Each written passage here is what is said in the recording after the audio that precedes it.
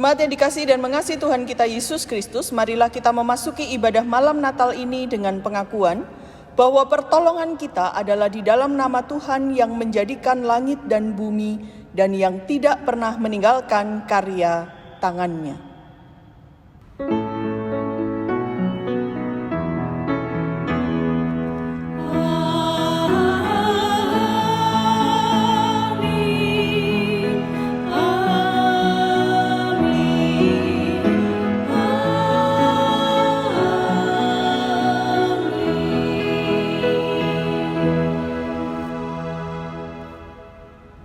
Kasih karunia dan damai sejahtera dari Allah Bapa kita dan dari Tuhan kita Yesus Kristus menyertai saudara sekalian. Dan menyertai saudara juga. Do you believe in God? No. You don't believe in God? I am an atheist. It's just I don't even deal with it one way or another. I observe people's beliefs. It's fine. You know, whatever gets you through the night, that's cool with me. Listen, do you believe in God? Yes. Do you? Yes. You're not sure. Like a higher power. Yeah. A Same. higher power. A higher power. Yeah. Do you believe in God? I was 13 and I saw Harry Potter and I thought I was a wizard. Really? Just because my mom was like all about that. What do you believe?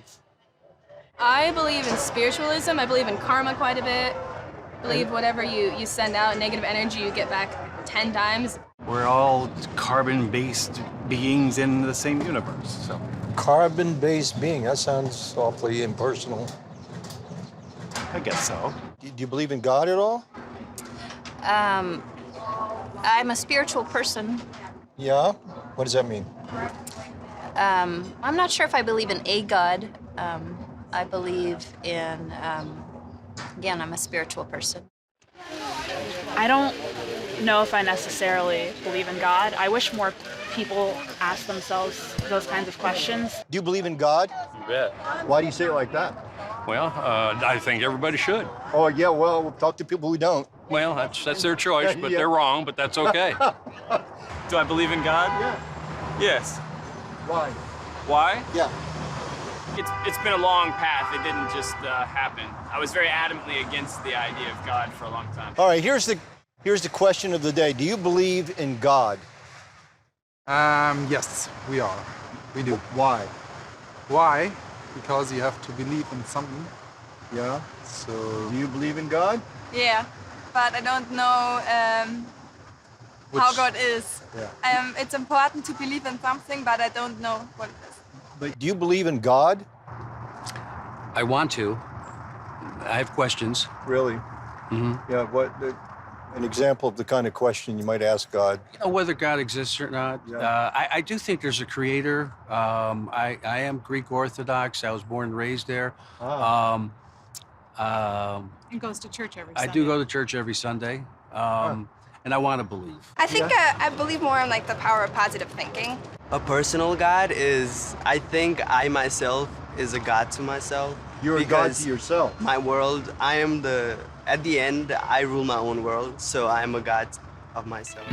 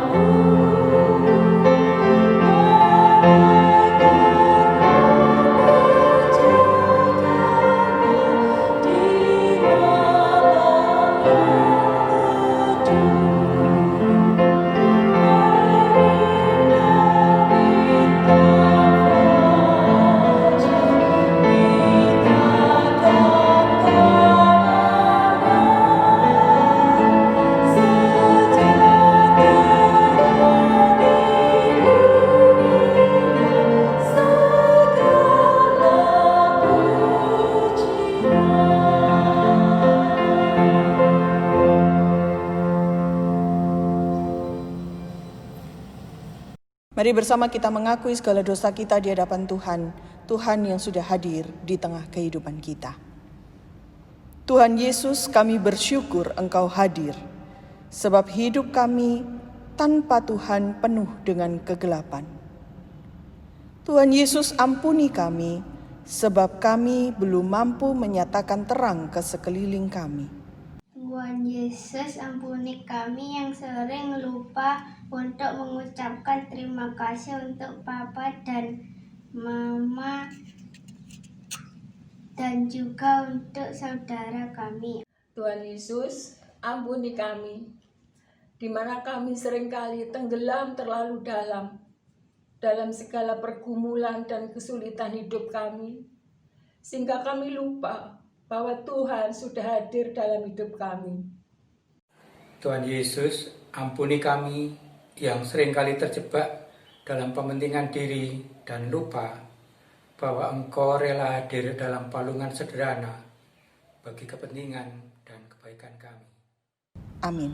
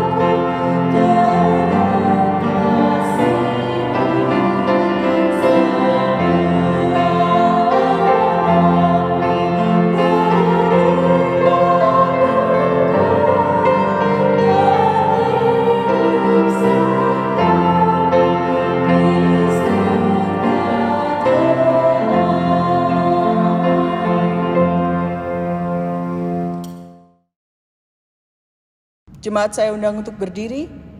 Bagi setiap saudara yang datang menyambut kehadiran Tuhan dalam kasih dan sukacita, terimalah berita anugerah yang hari ini diambil dari Yohanes pasalnya yang pertama, ayatnya yang ke-10 sampai dengan 12. Demikian dinyatakan kepada kita.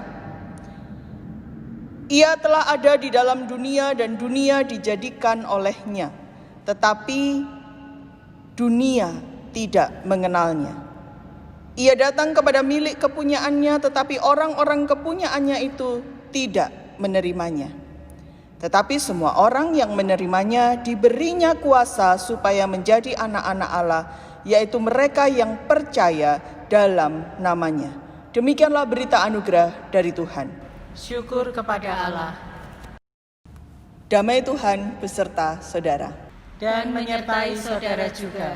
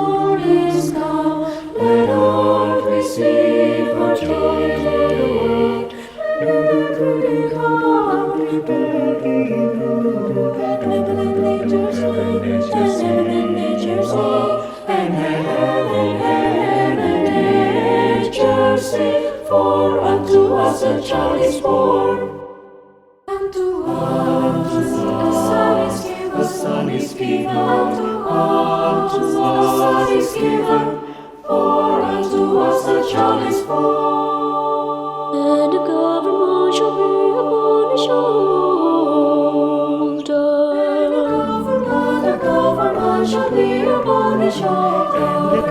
And the government shall be upon his shoulder, and his name shall be called Wonderful Counselor, the mighty God, the everlasting Father, the Prince of Peace, the everlasting Father, the Prince of joy to the world he has come.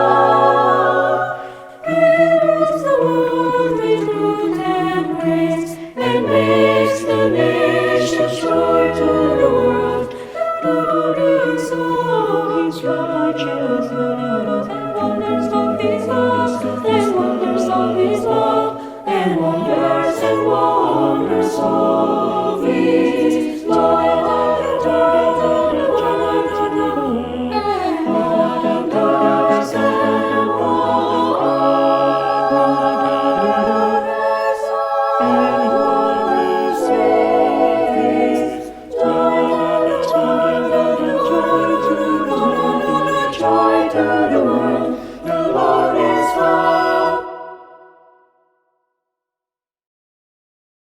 Mari sebelum kita belajar dari firman Tuhan, kita memohon hikmat Tuhan di dalam doa. Kita berdoa. Tuhan Yesus, kami memohon cinta dan perlindungan-Mu, kasih dan pertolongan-Mu untuk kami boleh mendengarkan sabda-Mu. Dalam segala kelemahan anak-anak-Mu Tuhan, biarlah Tuhan sendiri yang menganugerahkan hikmat itu, sehingga di dalam hikmat-Mu kami dimampukan untuk mengerti dan terlebih lagi melakukan firman Tuhan. Hamba-Mu yang Kau utus menyatakan firman, izinkanlah hamba-Mu untuk menyatakannya seturut kehendak Bapa. Kami berdoa di dalam nama Tuhan Yesus Kristus. Amin. Saudara-saudara, firman Tuhan pada hari ini diambil dari Injil menurut Lukas, Injil Tuhan Yesus Kristus menurut Lukas, pasalnya yang kedua, ayatnya yang pertama sampai dengan yang ke-14. Bacaan kita diambil dari Injil Tuhan Yesus Kristus menurut Lukas, pasalnya yang kedua, ayatnya yang pertama sampai dengan 14. Demikian dinyatakan bagi setiap kita. Kelahiran Yesus. Pada waktu itu, Kaisar Agustus mengeluarkan suatu perintah, menyuruh mendaftarkan semua orang di seluruh dunia. Inilah pendaftaran yang pertama kali diadakan sewaktu Quirinius menjadi wali negeri di Syria. Maka pergilah semua orang mendaftarkan diri, masing-masing di kotanya sendiri.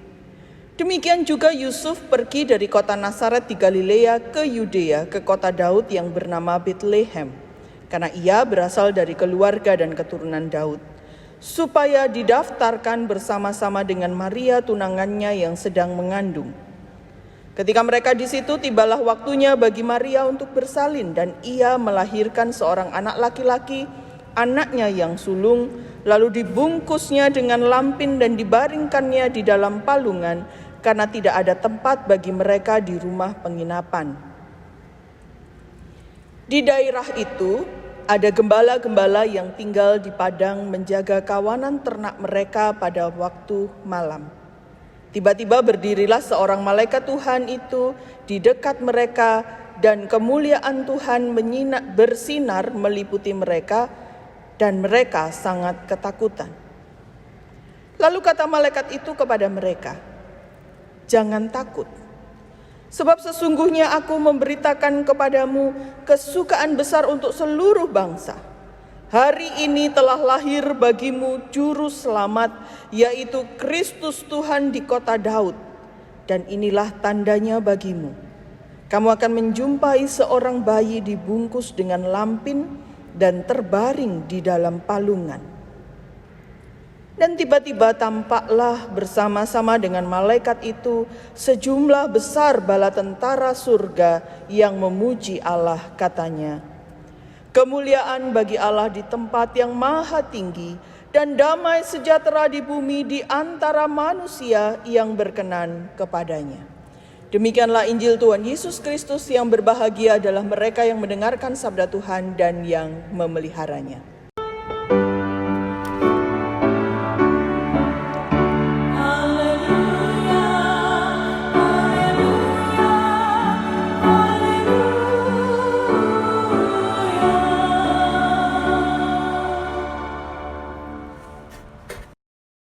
Saudara-saudaraku yang terkasih di dalam Tuhan kita Yesus Kristus, hari ini kita bersama-sama memasuki malam Natal. Akhirnya tiba kembali kita pada momen malam Natal di akhir tahun 2020. Saudara-saudara, kalau kita jujur mencari dan mencoba untuk menggali tentang Natal, saudara akan menemukan bahwa sesungguhnya berita tentang kelahiran Tuhan Yesus dari awal merupakan berita penuh keajaiban. Dia hadir melalui seorang perawan. Dia hadir dan membuat Maria menghadapi kemungkinan ditinggalkan Yusuf tunangannya. Bahkan saudara-saudara, kehadiran bayi Yesus Kristus juga didahului oleh peristiwa ajaib lain, yaitu ketika seorang perempuan tua yang telah mati haid bernama Elizabeth justru diizinkan Tuhan untuk mengandung anaknya. Nah, saudara-saudaraku yang terkasih dalam Tuhan kita Yesus Kristus, semuanya terasa melawan hukum alam. Maka tidak heran jika ada begitu banyak orang yang kemudian meragukan kisah kelahiran Kristus, Juru Selamat dunia tersebut. Banyak orang yang kemudian merasa bahwa kisah kelahiran Tuhan Yesus hanyalah sebuah mitos, hanyalah sebuah dongeng yang kemudian dibingkai dengan indah atas nama dalil-dalil keagamaan. Namun saudara-saudara, hari ini kita membaca teks kita dari Injil Lukas pasalnya yang kedua ayat 1 sampai dengan 14 ini, justru kita melihat ada kesaksian yang menarik dari kitab Lukas pasalnya yang kedua ayat 1 sampai dengan 14 tentang kelahiran Tuhan Yesus. Apa yang dinyatakan sebagai kesaksian kitab Lukas bagi kita tentang Tuhan Yesus yang lahir itu, saudara-saudara, mari coba kita perhatikan Injil Lukas pasal 2 dimulai dari bagian perikop yang awal. Ada dua hal yang disebutkan pada perikop awal ini. Yang pertama adalah Lukas menyertakan keterangan waktu dengan dikaitkan kepada nama-nama tokoh sejarah. Demikian dikatakan, saudara. Pada waktu itu Kaisar Agustus adalah seorang nama yang tercatat dalam sejarah, saudara ya. Pada waktu itu Kaisar Agustus mengeluarkan suatu perintah menyuruh mendaftarkan semua orang di seluruh dunia. Inilah pendaftaran yang pertama kali diadakan sewaktu yang kedua Quirinius menjadi wali negeri Syria. Ada dua nama yang sebenarnya merupakan tokoh sejarah, saudara-saudara. Yang pertama adalah Kaisar Agustus, yang kedua adalah Quirinius. Mengapa penulis kitab ini, mengapa Lukas memasukkan nama tokoh-tokoh tersebut, saudara? Kurang lebih adalah supaya Pembacanya kemudian, pembaca tulisan ini kemudian, kapanpun waktunya ketika mereka membaca, mereka tahu ada penanda zaman di sana. Bahwa kisah yang dinyatakan ini bukanlah sebuah kisah yang fiktif, bukanlah hikayat semata, bukanlah dongeng, apalagi sekedar mitos. Ini adalah sebuah peristiwa yang terjadi dalam bingkai sejarah manusia. Kalau disebut terjadi dalam bingkai sejarah, maka itu sungguh-sungguh terjadi di tengah dunia. Nah, saudara, bukan hanya itu. Yang kedua yang juga disertakan dalam perikop yang pertama ini, saudara-saudara, ada keterangan tentang keadaan masyarakat pada momen tersebut. Apa yang dikatakan di sana? Ketika mereka di situ, tibalah waktunya bagi Maria untuk bersalin, dan ia melahirkan seorang anak laki-laki, anaknya yang sulung. Lalu dibungkusnya dengan lampin dan dibaringkannya di dalam palungan, karena tidak ada tempat bagi mereka di rumah penginapan. Tidak ada tempat bagi mereka di rumah penginapan. Saudara-saudara, keterangan tidak ada tempat bagi mereka di rumah penginapan ini merupakan penanda keadaan sosial masyarakat saat itu bagaimana. Ada sebuah peristiwa yang sangat bersejarah, sangat monumental, karena itu adalah sensus pertama pada zamannya Kirenius, begitu ya saudara. Sehingga itu kemudian membuat kota Bethlehem menjadi begitu penuh, dan momen itu diabadikan oleh penulis kitab Lukas atau Lukas sendiri. Sama seperti ini loh saudara-saudara. Seandainya 1000 tahun atau mungkin tidak usah 1000 tahun, 500 tahun kemudian dari tahun 2020, ketika anak cucu kita sudah tidak lagi bisa kita sebutkan urutannya karena sudah terlalu panjang daftarnya, maka saudara-saudara, kalau kemudian orang bertanya tentang tahun 2020, apa yang akan menjadi penanda? Tahun 2020 adalah sebuah tahun di mana keadaan terjungkir balik, sendi-sendi kehidupan terjungkir balik gara-gara pandemi yang sangat luar biasa. Kira-kira seperti itu loh saudara. Ini menjadi sebuah penanda zaman. Ini menjadi sebuah penanda yang membuat orang kemudian tahu bahwa itu benar-benar kejadian.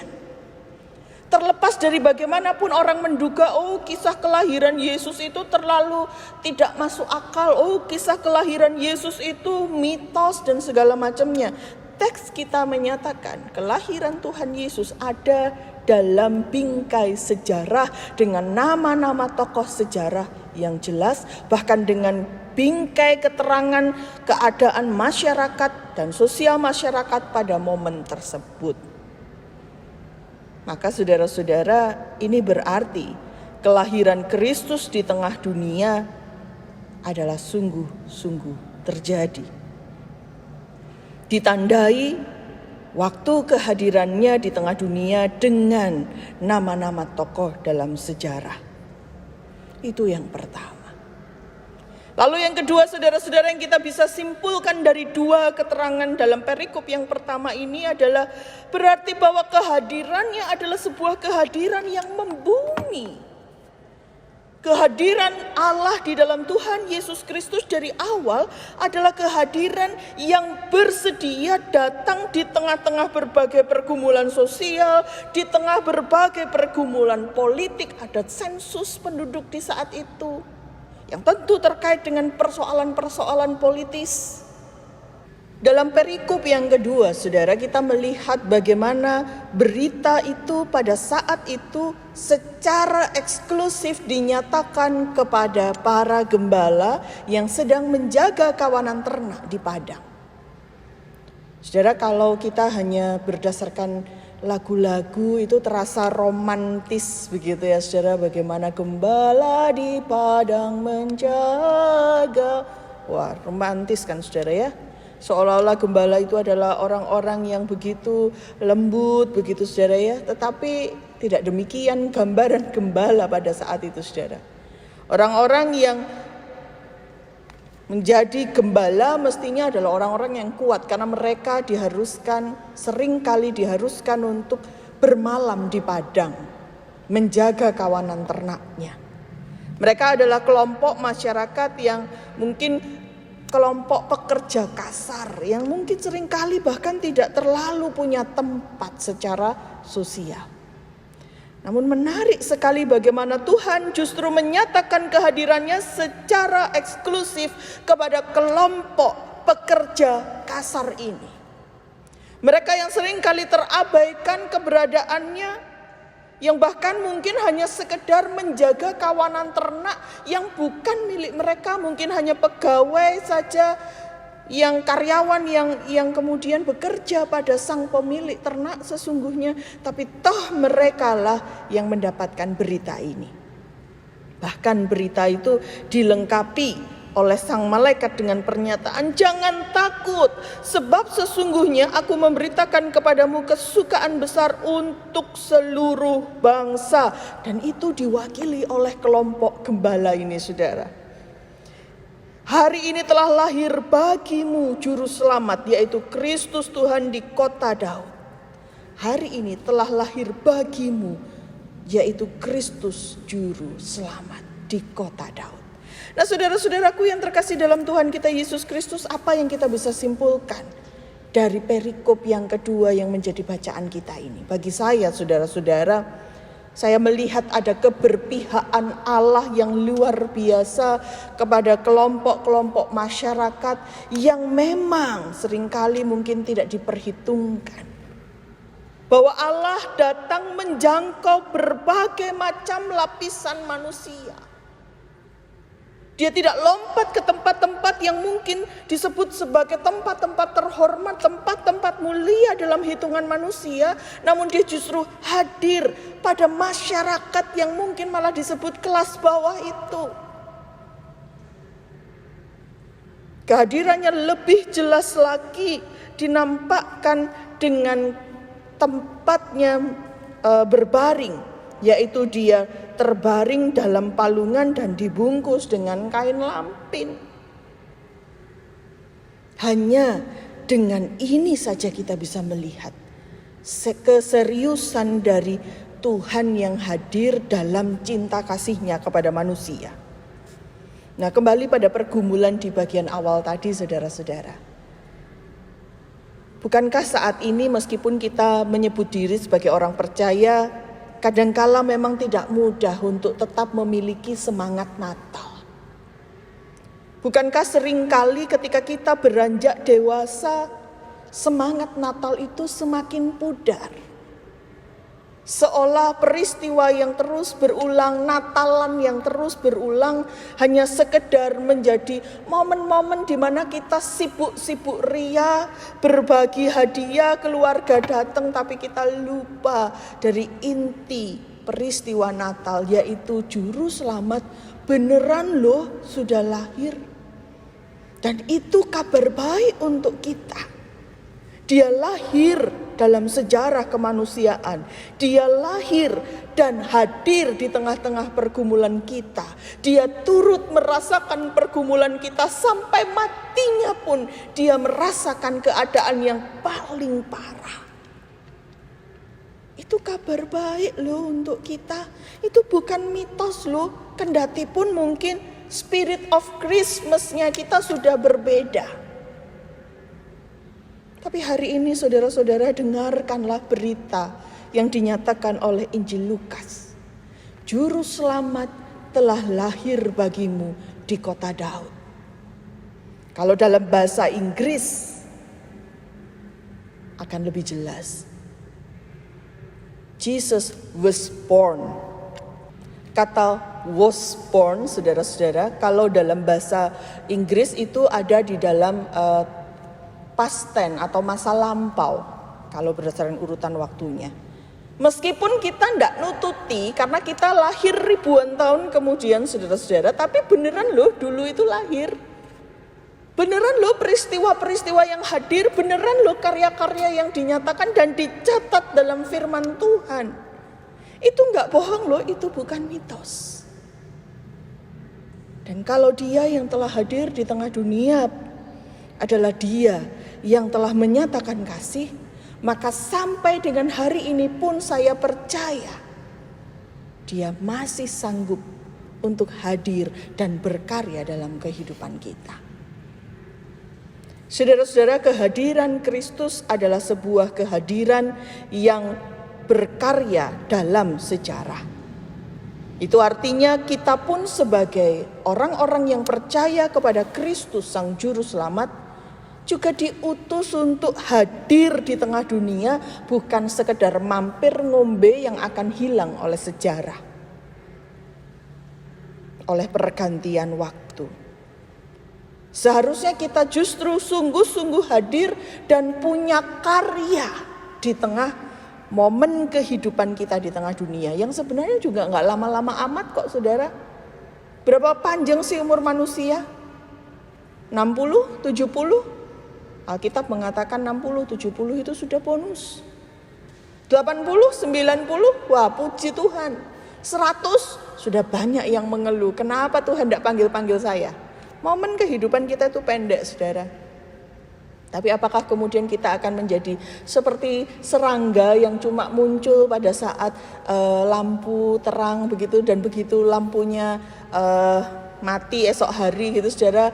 Demikian pun serangga yang mengerubutinya sudah banyak yang mati gitu, dan itu lalu begitu saja. Bukankah kehadiran kita seharusnya seperti yang dinyatakan di dalam kelahiran Kristus?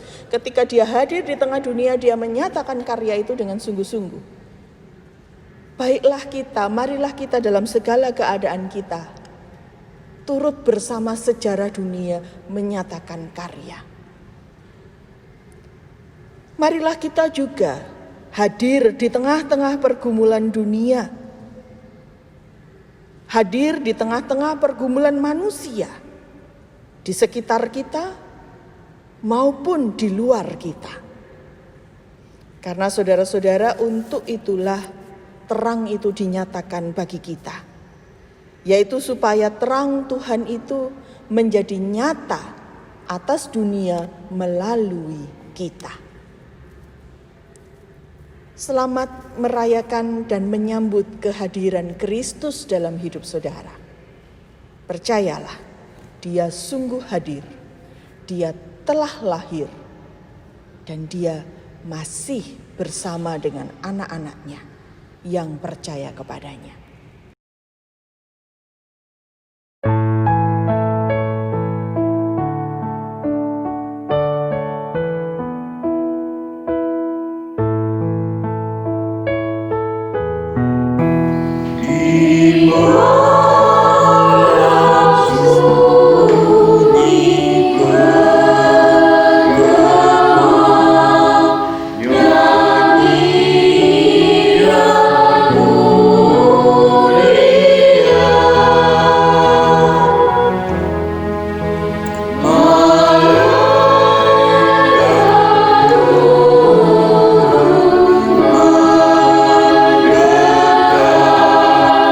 Good.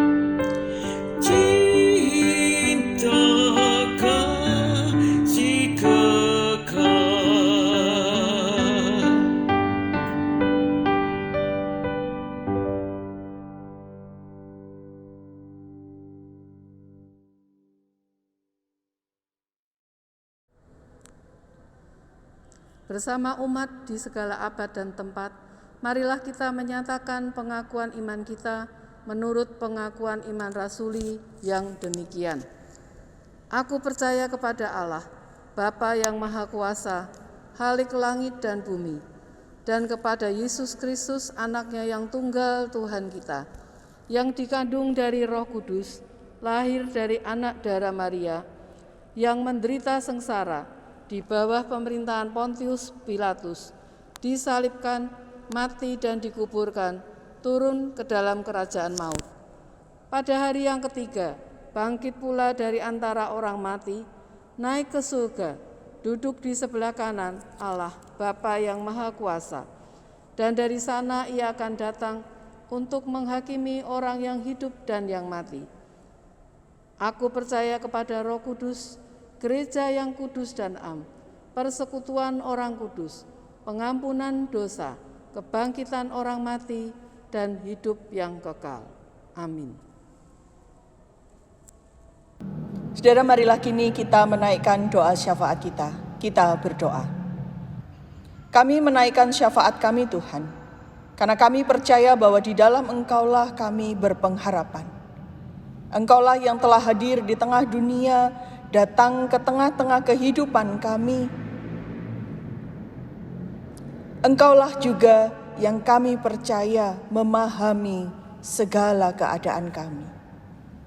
Tuhan, kami bersyukur untuk cinta-Mu. Kami bersyukur untuk kesabaran-Mu, untuk kemurahan Tuhan. Tuhan, kami bersyukur untuk segala kebaikan yang telah kami terima sampai dengan saat ini.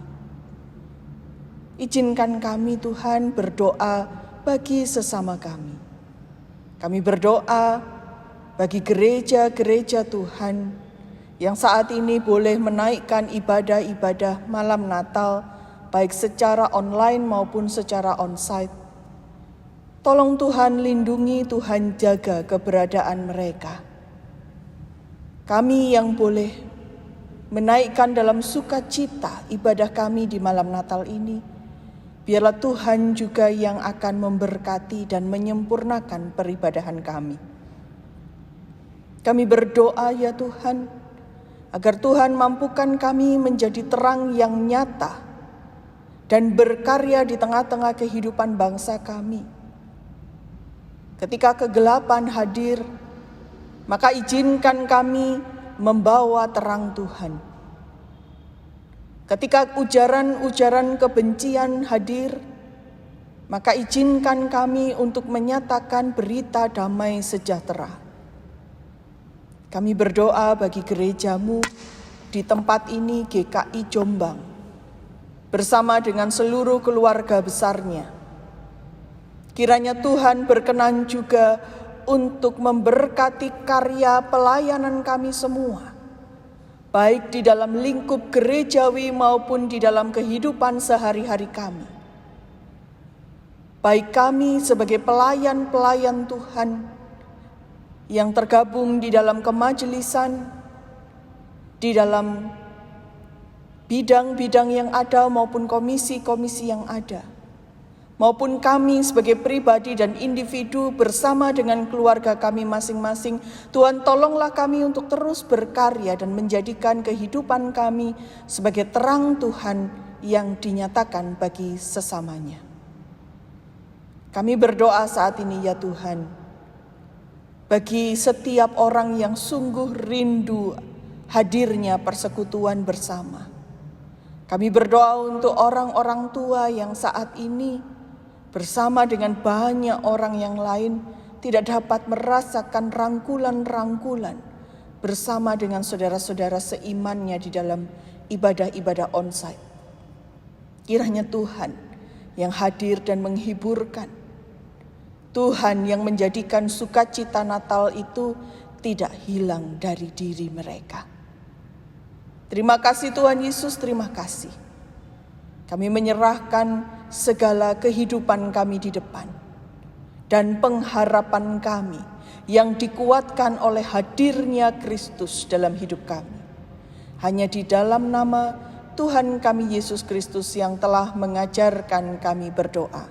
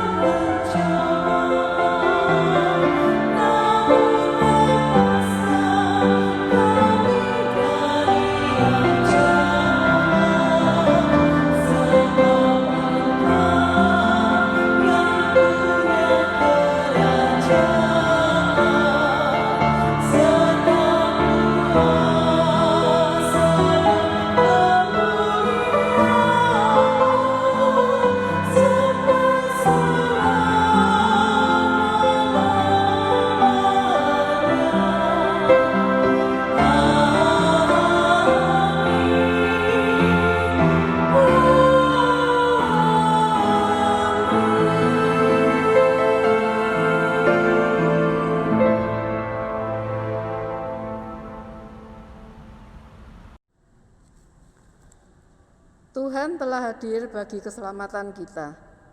Ia mengasihi kita dengan luar biasa, hingga Ia rela turun ke dunia. Oleh karenanya, marilah kita menghaturkan persembahan sebagai wujud syukur kita, seperti para gembala, para majus, dan orang percaya di seluruh dunia mempersembahkan bagi kemuliaan Tuhan.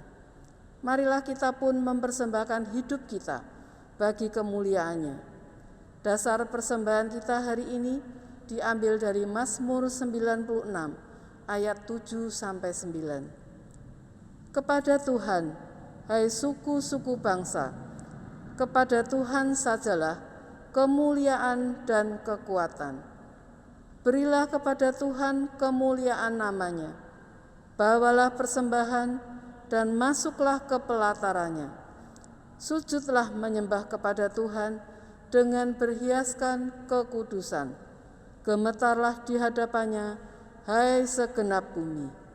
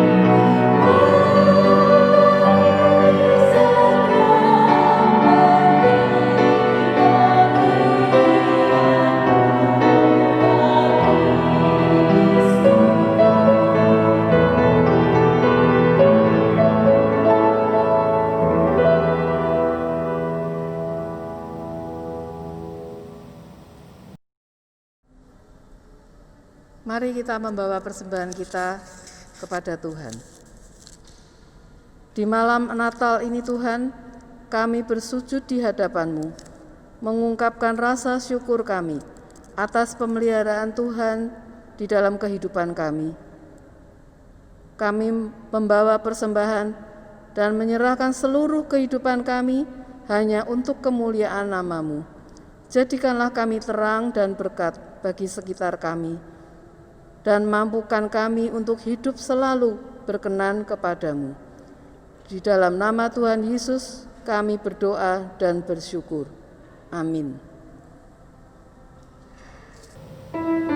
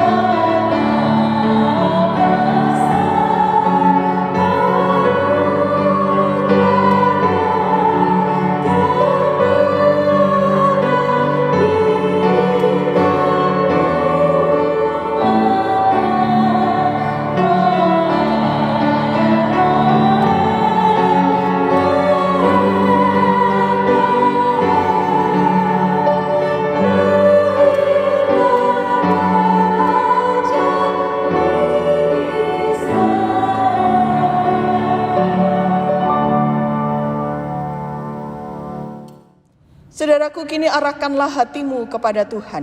Kami mengarahkan hati kami kepada Tuhan. Jadilah saksi bagi Kristus yang telah lahir dalam palungan. Syukur kepada Allah. Terpujilah Tuhan. Kini dan selamanya.